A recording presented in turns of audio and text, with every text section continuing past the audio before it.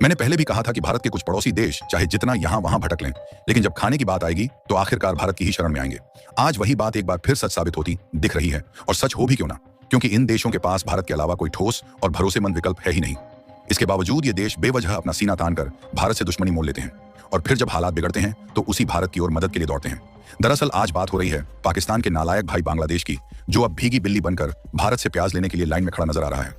आप सभी को याद होगा कि कुछ समय पहले बांग्लादेश के अंतरिम मुखिया मोहम्मद यूनुस ने बड़े तेवर दिखाते हुए यह ऐलान किया था कि उन्हें भारतीय प्याज की कोई जरूरत नहीं है। उन्होंने कहा था कि बांग्लादेश अपना प्याज खुद उगाएगा और भारत पर निर्भर नहीं रहेगा। इसी जोश में आकर यूनुस ने भारतीय प्याज का इंपोर्ट परमिट रद्द कर दिया। उस वक्त उन्हें लगा कि उन्होंने भारत को कड़ा संदेश दे दिया है और एक बड़ा फैसला लेकर देश में वाहवाही लूट लेंगे।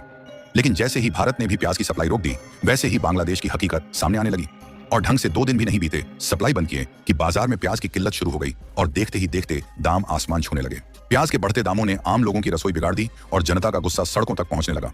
हालात ऐसे बन गए कि यूनुस के पैरों तले जमीन खिसक गई। जिस फैसले को वह अपनी ताकत समझ रहे थे, वही फैसला अब उनके लिए सबसे बड़ी मुसीबत बन चुका था।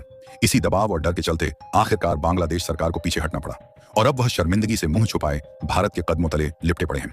दोस्तों, बहुत बड़ी डेवलपमेंट है, तो इस वीडियो में पूरा समझते हैं, लेकिन उससे पहले इस वीडियो को लाइक करके चैनल को सब्सक्राइब जरूर कर लीजिए। दरअसल लेटेस्ट मीडिया रिपोर्ट्स के अनुसार अब बांग्लादेश सरकार ने भारतीय प्याज के आयात को फिर से मंजूरी दे दी है, जिससे साफ है कि यह फैसला किसी मजबूरी से कम नहीं था, क्योंकि यूनुस अपनी जनता का गुस्सा और बाजार की अराजकता ज्यादा दिन तक झेल नहीं सकते थे।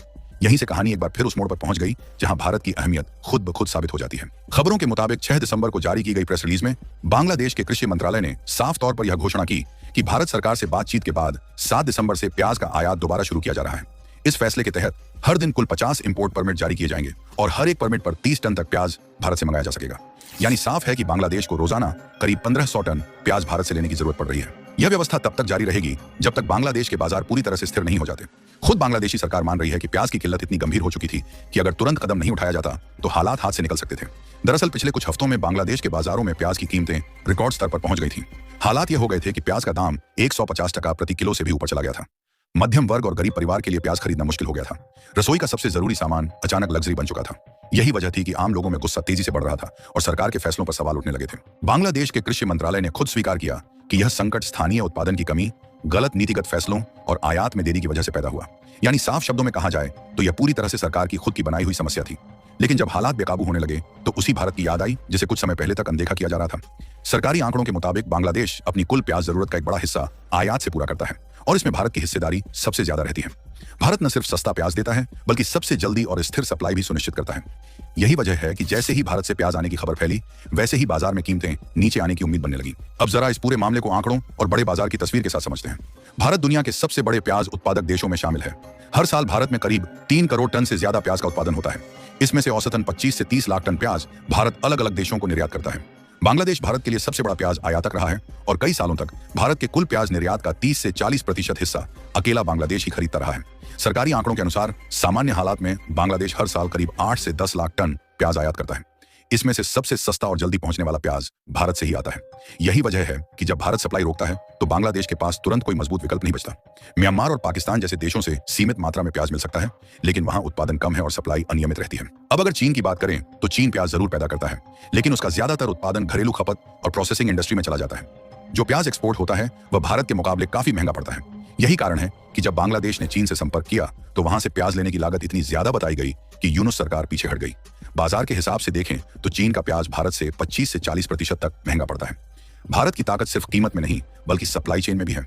भारत से बांग्लादेश तक प्याज पहुंचने में ज्यादा समय नहीं लगता। ट्रक और रेल के जरिए कुछ ही दिनों में माल बाजार में उतर जाता है, जबकि दूसरे देशों से प्याज मंगाने में समुद्री रास्ता अपनाना पड़ता है, जिससे समय भी ज्यादा लगता है और नुकसान का खतरा भी बढ़ जाता है। यही वजह है कि बांग्लादेश जैसे देश भारत पर निर्भर रहते हैं। अगर पिछले कुछ सालों का रिकॉर्ड देखें तो जब जब भारत ने प्याज निर्यात पर रोक लगाई है, तब तब पड़ोसी देशों में हड़कंप मचा है। श्रीलंका हो, नेपाल हो या बांग्लादेश, सब जगह दाम तेजी से बढ़े हैं। भारत जैसे ही निर्यात खोलता है वैसे ही बाजार शांत हो जाता है। इससे साफ पता चलता है कि दक्षिण एशिया की खाद्य सुरक्षा में भारत की भूमिका कितनी अहम है। इस पूरे घटनाक्रम से एक बड़ी बात निकलकर सामने आती है। राजनीतिक बयानबाजी और दिखावटी फैसले जमीनी हकीकत नहीं बदल सकते। रसोई की जरूरतें भाषण से नहीं बल्कि सप्लाई से पूरी होती हैं। बांग्लादेश को आखिरकार वही करना पड़ा जो आर्थिक तौर पर सही था, यानी भारत के साथ बातचीत और भारत से आयात। वैसे भी अगर बांग्लादेश की मौजूदा आर्थिक स्थिति पर नजर डालें तो तस्वीर और भी ज्यादा गंभीर दिखाई देती है। बांग्लादेश इस समय भारी कर्ज के बोझ तले दबा हुआ है। अंतरराष्ट्रीय संस्थाओं के आंकड़ों के अनुसार बांग्लादेश पर कुल विदेशी कर्ज $100 अरब के आसपास पहुंच चुका है। IMF और वर्ल्ड बैंक से लिए गए कर्ज की किस्तें चुकाना सरकार के लिए लगातार मुश्किल होता जा रहा है। विदेशी मुद्रा भंडार तेजी से घटा है और कई बार तो आयात भुगतान तक पर सवाल खड़े हो चुके हैं। ऐसी हालत में अगर खाद्य वस्तुओं के दाम अचानक बढ़ जाएं तो सरकार पर दोहरी मार पड़ती है। आर्थिक संकट का असर सीधे आम लोगों की जिंदगी पर पड़ रहा है। महंगाई बढ़ चुकी है, रोजगार के अवसर घट रहे हैं और सरकार के पास राहत देने के लिए सीमित संसाधन बचे हैं। उद्योगों में कच्चे माल की कमी है और बिजली ईंधन जैसी जरूरतों के लिए भी बाहर पर निर्भरता बनी हुई है।